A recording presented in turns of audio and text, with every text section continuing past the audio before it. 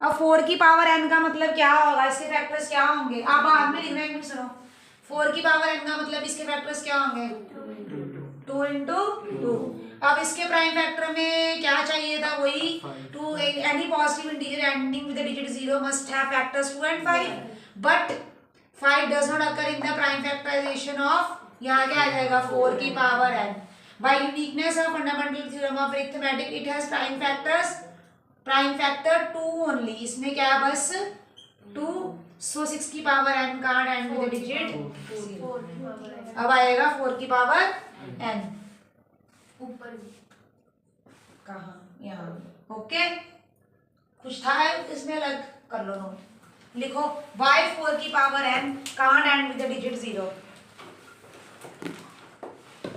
12 की power n, look here, तो 12 की पावर n में क्या होगा, बनाओ इसके फैक्टर 12 के क्या बनेंगे, देखो 2 6 12, 2 3 3, तो ये 2 का स्क्वायर इंटू 3 बने, तो फिर भी 2 और 3 हुई ना, क्या बने, तो यहाँ क्या है उसके, अच्छा ये वाली लाइन तो सेम रहेगी हर किसी में।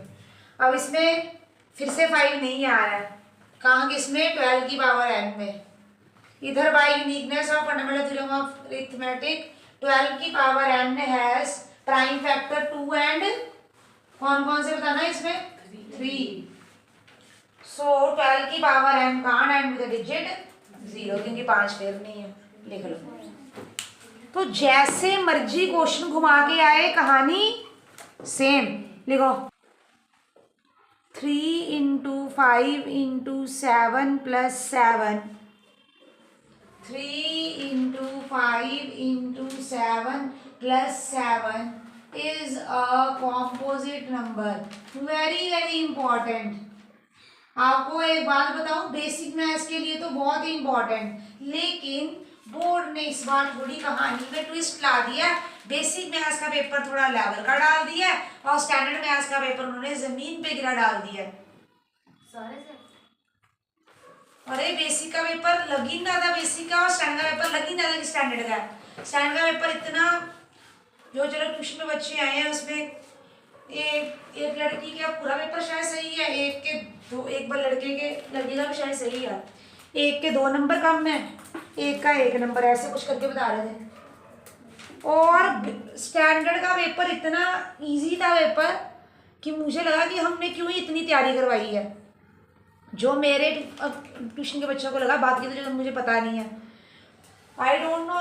पर बाकी जो मैंने उसमें देखा, क्या कहते हैं, मीडिया में देखा, वो तो कहते पेपर बहुत टफ है, लेकिन बेसिक का लेवल टफ था स्टैंडर्ड के कंपैरेटिवली। तो अब उन्होंने बेसिक स्टैंडर्ड की रखी ही हुआ है, अगर बेसिक वाले नलायक बच्चों को बेचारों को इतना टफ पेपर डालना है, तो अभी कैसे करेंगे। कॉम्पोजिट नंबर क्या होता है, जिसके 2 से ज्यादा फैक्टर हो, या 2 ही फैक्टर तुम्हें मिल भी जाए तो भी क्या है वो कॉम्पोजिट, 2 या 2 से ज्यादा। तो अभी इधर देखो, मैथ्स का सबसे बड़ा अस्त्र शस्त्र, इस चैप्टर की बात नहीं कर रही मैं, अगर बोर्ड में कोई सम तुमसे नहीं निकल रहा है, तुम्हें आंखों से दिख रहा है पर अंदर वाला दिख नहीं रहा है कि ये सॉल्व कैसे होना, उसका एक ही अस्त्र शस्त्र है, सबसे बड़ा रामबाण है कॉमन। क्या है, कॉमन निकालना आपने। ये मेरी बात को ना यहाँ गांठ बांध लो, 10th की स्टार्टिंग से लेके एंड तक मैं बार बार बोलूंगी, ये सब नहीं निकला कॉमन निकालो बच्चे, ये सब नहीं निकला कॉमन निकालो। तो इन दोनों में से क्या कॉमन आ रहा है बताओ, निकालो, प्रिय जनता बाहर। अंदर क्या बच गया, 3 इंटू 5, और ये 7 पूरा, तो क्या बचा 1।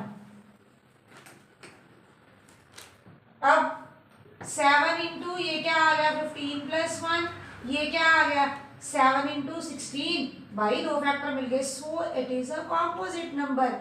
इस चैप्टर के सबसे प्यारे क्वेश्चन यही है, वेरी वेरी इजी। चलो, so it is a composite number, कुछ नहीं करना तुमने, कुछ नहीं हुआ तो कॉमन निकाल दो। क्या निकाल दो बच्चे, common. Why 7 into 11 into 13? Explain. Why 7 into 11 into 13 plus 13 and 7 into 6 into 5 into 4 into 3 into 2 into 1 plus 5 are composite numbers.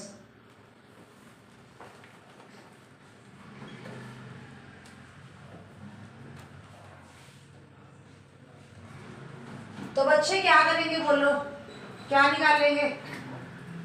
आप बताओ अनन्या, इन दोनों में से क्या कॉमन निकलेगा? गुड। तो जब 13 बाहर आया तो अंदर क्या रह गया? 7 इंटू 11 इंटू 1 प्लस 1। तो ये क्या आया? 77 प्लस 1। ये क्या आ गया? 78 इंटू 13।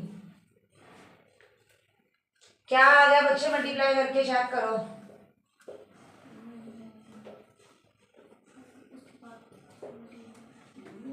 चेक करना। 1014 आ रहा, देखना जरा। सॉरी, आपने तो सिर्फ यही छोड़ना है, आपने तो करना ही नहीं कुछ। आपने बताया ना, so it is a composite number, 2 factor मिल गए। So it is a composite number. अब इसमें आओ। ये आपने 7 इंटू 11।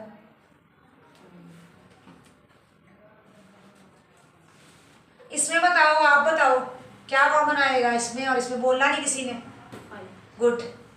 सारा देखो, 7 into 6 into 4 into 3 into 2 into 1 plus 1, क्योंकि ये 5 भी बाहर निकाल लिया, इसकी जगह पे क्या आएगा? 1। तो इंटू 5। तो ये कितना आ रहा? मुझे मल्टीप्लाई करके बताओ सारे बच्चे, जल्दी करो, खुद मल्टीप्लाई करो, शाबाश।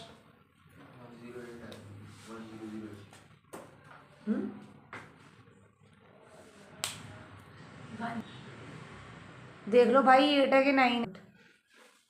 चलो जी, अब तो कंफर्म हो गया। ये आया 1008 plus 1।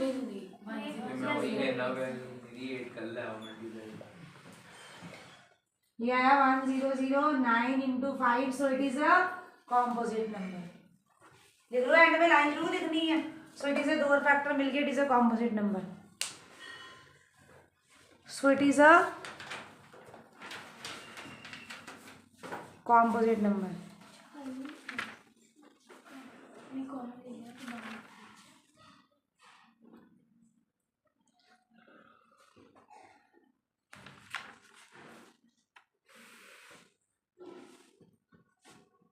MCQs. If P and Q are two distinct prime numbers, if P and Q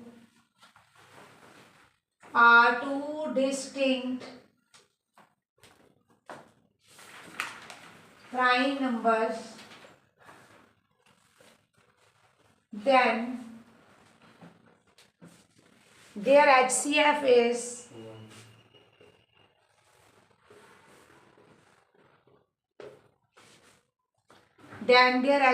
is A option, 2 B option 0, C option either 1 or 2, D option 1। मैंने रैशनल नंबर्स में क्या लिखवाई थी? एक डेफिनेशन क्या लिखवाई थी? को प्राइम कौन होते थे? जिनका क्या कॉमन फैक्टर होता था? 1। तो वो ये क्या कह रहे हैं? कहते हैं 2 डिस्टिंक्ट प्राइम नंबर का HCF क्या होता है? हाईएस्ट कॉमन फैक्टर क्या होता है? 3 और 7। को प्राइम की बात कर रहे हैं, देख लो। इस लाइन में किसकी बात कर रहे हैं? को प्राइम। को प्राइम कौन से होते हैं? यही वाले होते हैं प्राइम नंबर्स जिनका HCF क्या होता है, जिनका कॉमन फैक्टर क्या होता है? 1। ये किसके टेबल में आएंगे? दोनों। ये किसके टेबल में आएंगे? 1। तो answer is 1। Next question. Distinct का मतलब डिफरेंट नंबर। डिस्टिंक्ट का मतलब डिफरेंट नंबर। देखो नेक्स्ट क्वेश्चन। सेम, यहां तक सेम, यहां तक सेम, पूरा यहां तक लाइन सेम।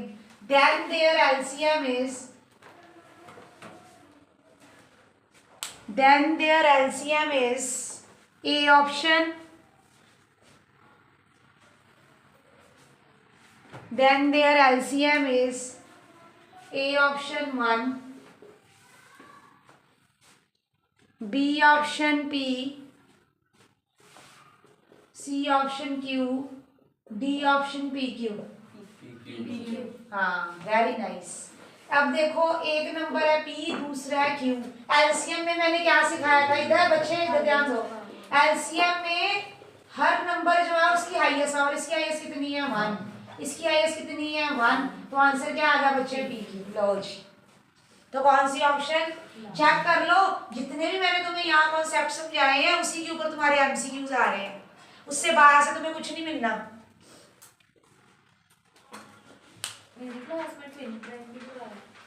कोई बात नहीं, लिखो next. Let p be a prime number.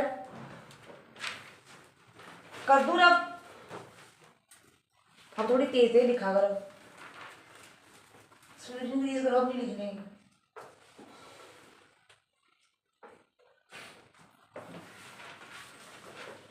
Let P be a prime number. The sum of its factors is, let P be a prime number. The sum of, let P be a prime factor. क्या बोला मैंने, let p be a prime number, prime number, the sum of its factors be, the sum of its factors be. तो देखो इधर मुझे बताओ P के factor क्या होंगे अगर ये प्राइम नंबर है। किसी भी प्राइम नंबर के फैक्टर क्या होते हैं, 1 एंड नंबर इटसेल्फ। नन्या इधर सुनो, किसी भी प्राइम नंबर के फैक्टर्स क्या होते हैं, 1 एंड नंबर इटसेल्फ। तो यहाँ पे नंबर p की बात कर रहे हैं 3 की जगह पे, तो एक तो p होगा और दूसरा 1 होगा। कहते हैं उसका सम क्या होगा 1 प्लस p। तो ऑप्शंस के अकॉर्डिंग हमारे पास ऑप्शन है, ए ऑप्शन है p, बी ऑप्शन है 1, सी ऑप्शन है p प्लस 1, डी ऑप्शन है p माइनस 1। बताओ कौन सी होगी सी p plus 1।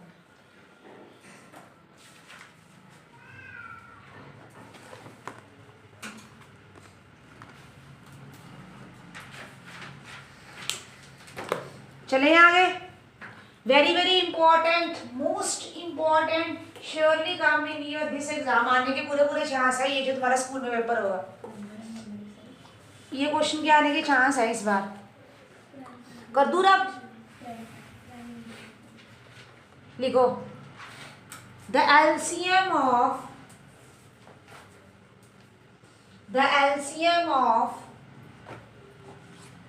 smallest 2-digit, the LCM of smallest 2-digit composite number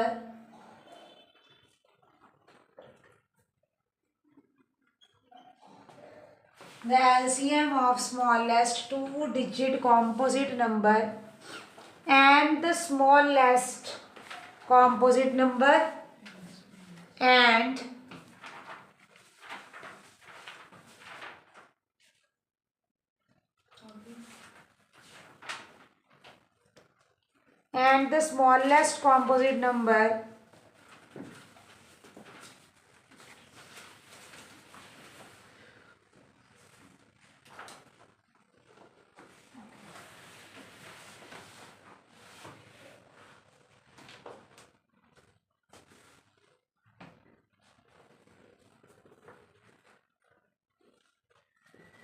the smallest composite number is A option. पहले options लिख लें फिर डिस्कस करते हैं। 12, B option 20, C option 4, D option 44।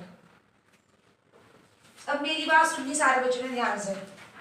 बच्चे मेरी बात सुनो, सबसे छोटा 2 डिजिट कॉम्पोजिट नंबर कौन सा होता है? 10। कौन सा होता है? 10। 1 डिजिट वाला सबसे छोटा कॉम्पोजिट नंबर होता है 4। देख लो 10 से स्टार्ट, 10 नंबर ऐसा है जिस जो 2 से 2 टेबल्स में आएगा, 2 के टेबल में भी आएगा, 5 के टेबल में भी आएगा। 4 अपने टेबल में भी आ रहा है और 2 के टेबल में भी आ रहा है, तो ये सबसे छोटा कॉम्पोजिट नंबर हो गया। याद ही रख लो, जिन्हें बच्चा ना मैथ्स से पाव नहीं चलता, टॉप राउंड समझ लग गई, मेरे पता लग गया। अब जिनका बुद्धि नहीं चलती, तुम याद ही रख लो कि स्मॉलेस्ट 2 डिजिट कॉम्पोजिट नंबर क्या होगा? 10, और स्मॉलेस्ट कॉम्पोजिट नंबर क्या होगा? 4। अब एलसीएम कैसे निकालते हैं? करो इसके फैक्टर 2 × 5, 4 के क्या हो गया? 2 का स्क्वायर। एलसीएम इधर, अभी पहले मेरे को सुनो, कैसे लेते थे LCM? Number, every number with the big power. बोलो 2 की पावर क्या है? 2। इधर 5 की पावर क्या है? 1। कितना है बच्चे? 4 × 5। We get answer as 20। जिसकी पावर बड़ी उसमें एलसीएम में वो ले रहे हैं।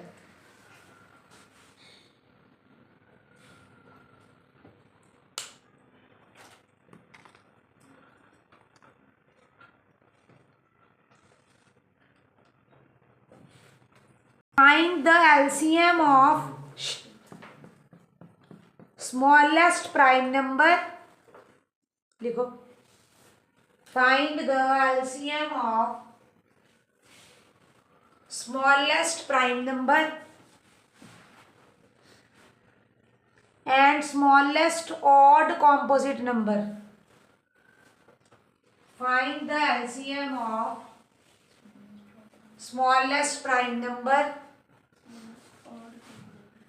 and smallest odd composite number.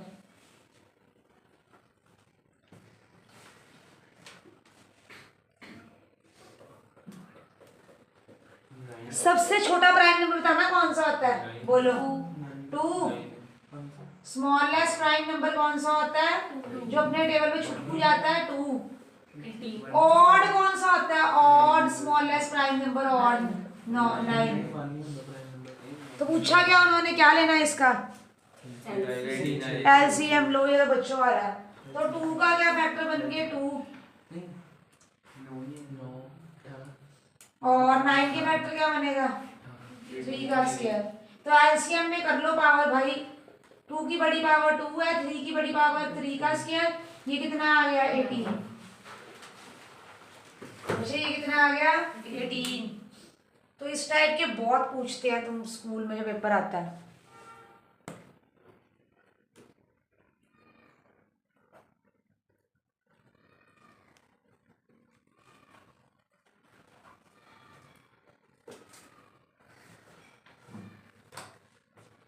Next कर दूँ अब students, another very good question.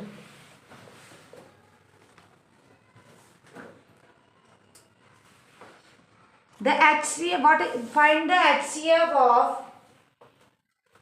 Find the HCF of.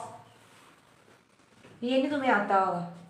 2 consecutive positive integers. Find the HCF of 2 consecutive positive integers. ये तुम नहीं निकाल सकते, चाहे कोई जितना बड़ी मर्जी बड़ा टॉपर क्यों ना हो, क्योंकि शायद मुझे नहीं लगता कि तुम अभी उस लेवल तक सोच पाओ। देखो कैसे, इधर सुनो सारे बच्चे, कॉन्सेक्यूटिव वर्ड का क्या मतलब होता है ये बताओ पहले मुझे। एक के बाद दूसरा, एक के बाद। गुड, वेरी गुड, सही है। क्या क्या अच्छा क्या दिमाग लगाया? अगर कोई भी पॉजिटिव इंटीजर है जैसे 1 2 HCF लेंगे तो फैक्टर हाँ नंबर itself और जैसे उसने एग्जांपल दी 1 2 3 की बात कर लो। कॉन्सेप्टिव मीन्स कोई दो उठा लो, कोई दो 1 और 2 उठा लिए तुमने, या फिर 2 और 3 का पेयर उठाया तुमने।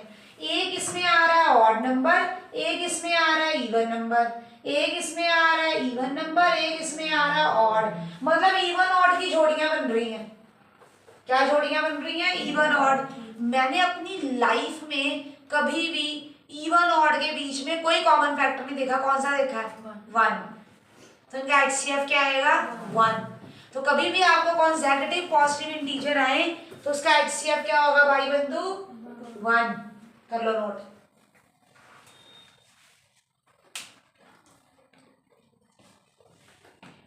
चलो एक अपना 1 मिनट केमिस्ट्री रिकॉल करें क्योंकि आज केमिस्ट्री का लास्ट डे